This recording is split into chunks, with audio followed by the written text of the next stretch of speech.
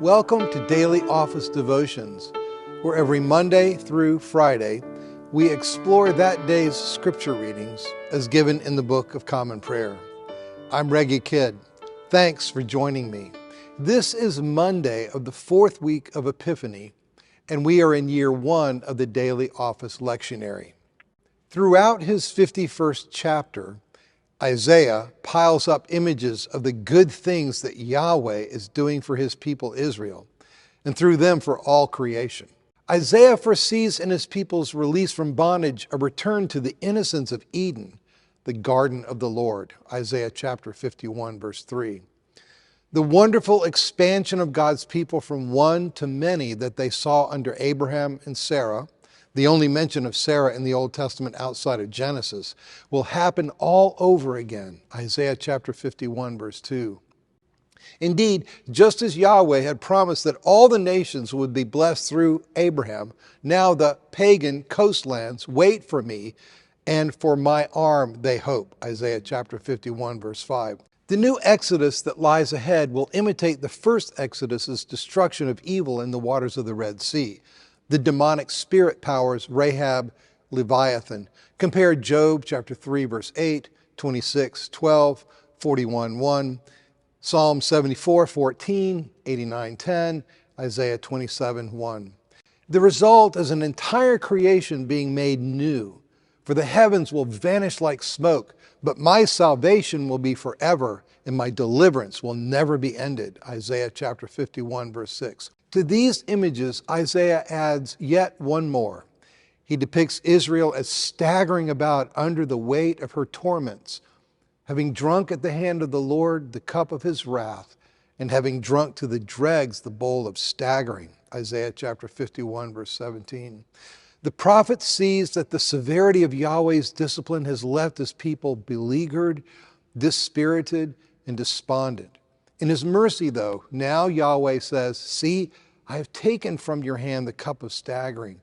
You shall drink no more from the bowl of my wrath." Isaiah chapter 51, verse 22. Yahweh wants his people to know that their destiny is not one of despair. Instead, their lot is to serve as the fulcrum for the release of all the world from its captivity to sin and sickness, disease, dejection, and death.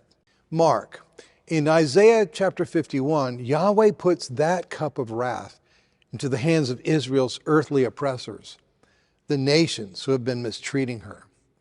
In the New Testament, Yahweh comes in person to the earth he created and loves.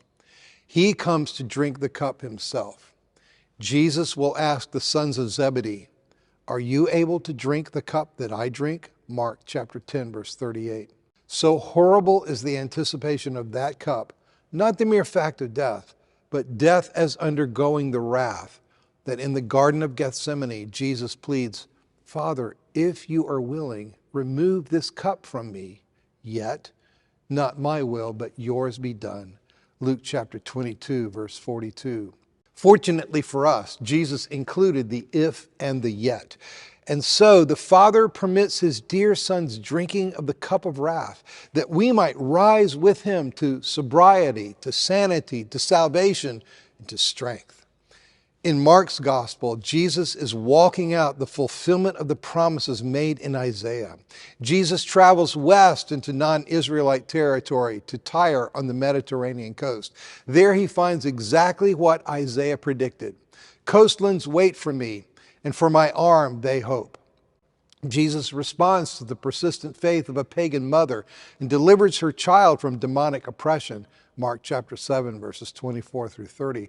Then he goes east of the river Jordan, again into non-Israelite territory, and performs the messianic acts that Isaiah had prophesied.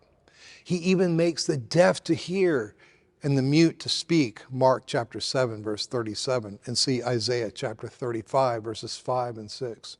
The conquering lion is on the loose, and the cup of the wine of wrath is about to be replaced for us with the cup of blessing. Eden is being restored. Israel is once again rising to her call to bless the nations. Evil is on the run. Be blessed this day.